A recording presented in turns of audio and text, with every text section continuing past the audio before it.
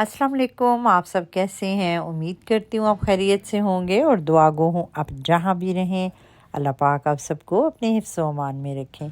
आज के वीलॉग का आगाज़ करते हैं। तो आज मैं आपको लेके चलती हूँ शेफ़र बेकरी पे। आज है दिन सैटरडे का और घर में हमारा कोई प्रोग्राम नहीं था कि नाश्ता बनाएं, और ख़ास तौर पे इस तरह के आइडियाज़ जो हैं वो मेरी बेटी को आते हैं। तो उनकी ख्वाहिश पे हम यहाँ आ गए हैं। उन्होंने कहा है भाई हमने घर में बैठ के तो कोई जो है वो नाश्ता वाश्ता नहीं करना, तो हम यहाँ पे चल पड़े हैं। हमने कहा ठीक है जी, जहाँ आप कहें हम तो हाजिर हैं। तो हम यहाँ पे आ गए हैं। यहाँ पे आप अंदर भी बैठ सकते थे बेकरी के, वहाँ पे भी जगह बनाई गई थी, लेकिन बाहर का जो एनवायरनमेंट था वो बहुत ही अच्छा था।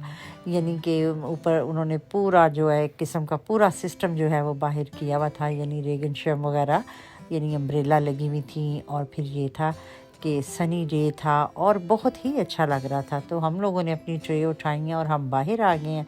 यहाँ पे हमने पेट भर के नाश्ता किया और उसके बाद जो हमने यहाँ केक खाया वो भी बहुत ही मज़े का था।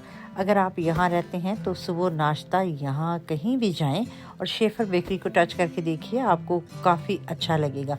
और फिर ये है कि रूटीन भी हमारी थोड़ी सी ब्रेक हो तो हमें बहुत अच्छा लगता है। काफ़ी अच्छा वक्त यहाँ पे बैठ के हम आधा घंटा घंटा जो भी बैठे हमारा टाइम बहुत अच्छा गुज़रा। और कुछ ये होता है कि बच्चों के साथ जब बैठें तो बातों से बातें निकलती हैं तो फिर मज़ा भी आता है। इसके बाद ही जी हम अपने नज़दीकी गार्डन में आगे सोचा क्यों ना यहाँ का भी एक राउंड लगा लें जाते जाते, क्योंकि मौसम बदल रहा है और देखें यहाँ पे क्या काम होने वाला है और किस तरह आगे चल के हमें ये काम आने वाला है हमारे। तो वो भी ज़रा थोड़ी सी एक नज़र लगानी थी, क्योंकि समर सीज़न में हमारा अक्सर ये होता है कि वीकेंड पे जो ब्रेकफास्ट वगैरह होता है वो यहीं पे होता है। तो उस हिसाब से अब इसको देखना चाह रही थी।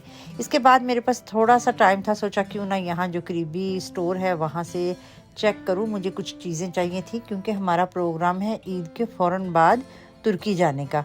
तो उस हिसाब से छोटी बच्चियों की चीज़ें चाहिए थी, तो वो देखें इस वक्त यहाँ से हमने की हैं बाय।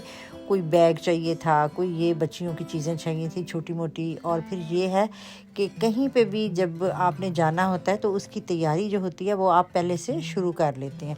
तो इसी तरह जहाँ जहाँ मुझे टाइम मिलता है मैं भी जो है वो तैयारी करती रहती हूँ। इसके बाद जी मैं घर आ गई हूँ और मैं बनाने लगी हूँ अब कड़ी, क्योंकि नाश्ता तो वहाँ करके आई हूँ।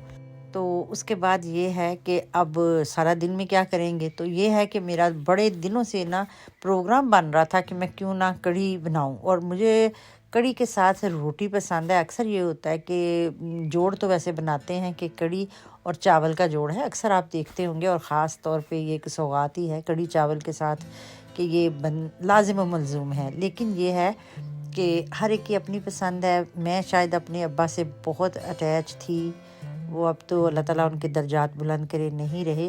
तो वो हमेशा कढ़ी को पसंद करते होते थे रोटी के साथ, और मैं भी अब्बा के साथ ही बैठ के खाना खाया करती थी। शायद ये तब से ऐसा है कि मुझे चावलों के साथ कढ़ी नहीं पसंद, रोटी के साथ ही खाती हूँ। तो हर एक का तरीका आपके सामने होता है कि वो कोई अपने तरीके से किस तरह बनाता है, कोई किस तरह बनाता है। तो मैं जो तरीका बना रही हूँ ये इसी तरह मेरी अम्मी जो हैं वो बनाया करती हैं। तो आज आपके साथ शेयर कर रही हूँ। बड़ा सादा सा इसका हिसाब किताब है, बिल्कुल भी कोई मुश्किल नहीं है। यानी कि अपने हिसाब से आप योगर्ट के यहाँ 4 कप ले लें, 5 ले लें, वो आपकी मर्ज़ी है कि आपने कढ़ी कितनी बनानी है। फिर उसके साथ उसके अंदर नमक मिर्च हल्दी उसके अंदर डाल दें और उसको अच्छी तरह जो है वो ब्लेंड कर लें। उसके बाद मैंने प्याज लहसुन अदरक जैसे आम हम मसाला बनाते हैं उस हिसाब से बना लिया, लेकिन ये है कि इसके अंदर हम टमाटर नहीं डालते। अब कुछ लोगों को मैंने यहाँ देखा है वो टमाटर भी डालते हैं। तो यही बात है कि हर एक की अपनी अपनी मर्ज़ी है, कोई कैसे बनाता है।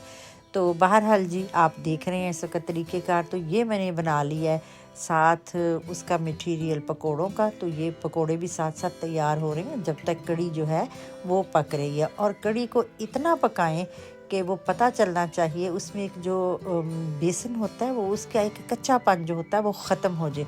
और आपने इसको हिलाते रहना ताकि उसके अंदर कोई भी फुटकी ना बने। यानी कि अगर आप अपने घर के और काम भी कर रहे हैं साथ साथ, तो ये है कि आते जाते इसको ज़रूर चेक करते रहें। अब मुसलसल आप 2-2.5 घंटे तो ऊपर खड़े नहीं हो सकते, लेकिन ये है कि उसकी फ्लेम को ज़रा स्लो कर लें और फिर ये है कि आते जाते चेक करते रहें। और जब आपको लगे कि अब अच्छी तरह से जो कढ़ी है वो बन रही है, गाढ़ी हो चुकी है, तो फिर आप वहीं पे स्टे करें, फिर घर के बाकी काम मत करें।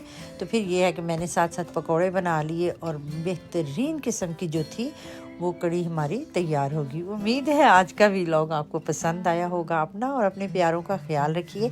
नेक्स्ट व्लॉग में आपसे जल्द ही मिलते हैं और करेंगे हम आपसे ढेर सी बातें।